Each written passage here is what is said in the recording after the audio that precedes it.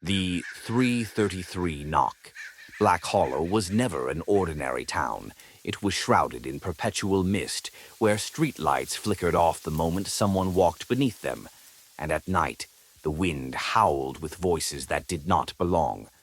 But what the townsfolk feared the most was the knocking at 3:33 a.m. No one knew when it began, but those who heard it never forgot. Raviel Nocturne sat alone in his dimly lit study, the soft glow of an oil lamp flickering over the yellowed pages of an ancient book. Through the window he could see the heavy fog crawling over Black Hollow, the shifting shadows moving as if the town itself was breathing. He knew something was about to happen. The knock came, soft yet deliberate. He did not flinch, only tilted his head slightly. When he opened the door, a middle-aged man stood before him, his face pale, dark circles under his eyes. He clutched his hat in trembling hands. "Mr. Nocturne, please." Raviel leaned against the doorframe, his ashen-gray eyes studying the man. "He knocked again, didn't he?" The man froze, then nodded. "At 3:33? The man inhaled sharply, his voice breaking. "And I heard my daughter's voice." Silence. Raviel's fingers tightened around the edge of his glove. He knew that the man's daughter had been dead for 6 months. He simply said, "Let's go." Pulling his black cloak over his shoulders, Raviel stepped into the mist. The house stood at the end of Hazelwood Alley, a place no one dared to approach after sundown. The wood was weathered and gray, but the most unsettling part was how every window was nailed shut, as if something inside was desperately trying to keep out the world. Raviel traced his gloved fingers along the cold wood of the door. When did it start? The man behind him shivered. Over a week ago. Every night at exactly 3:33 a.m., there's a knock.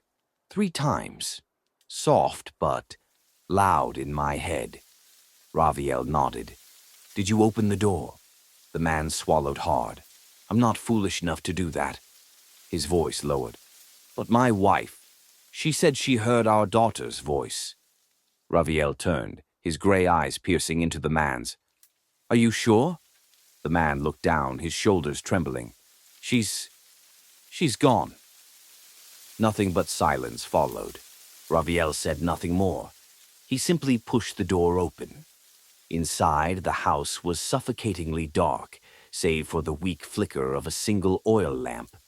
The air was thick with the scent of damp wood and ashes. The family portraits on the walls had all been turned upside down.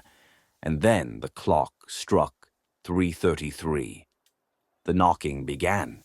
3 taps, software, but they echoed like something hammering against the bones of the house.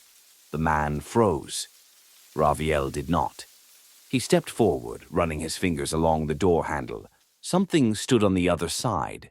A spirit, but not the man's daughter. This thing did not belong to this world. "What do you want?"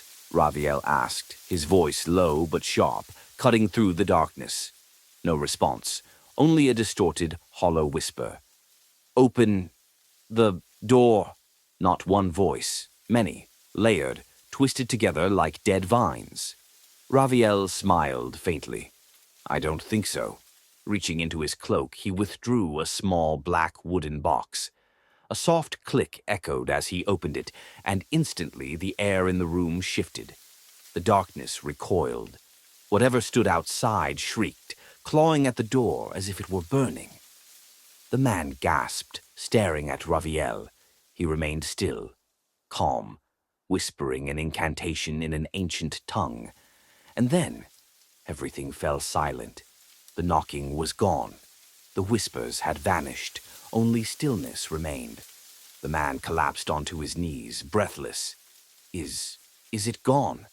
Raviel shut the box, slipping it back into his cloak. "Not entirely." He turned, his storm-gray eyes locking onto the man's. "But it won't return as long as you don't make a mistake." The man swallowed hard. "What mistake?" Raviel smirked slightly, a smile that wasn't exactly reassuring. Never open the door.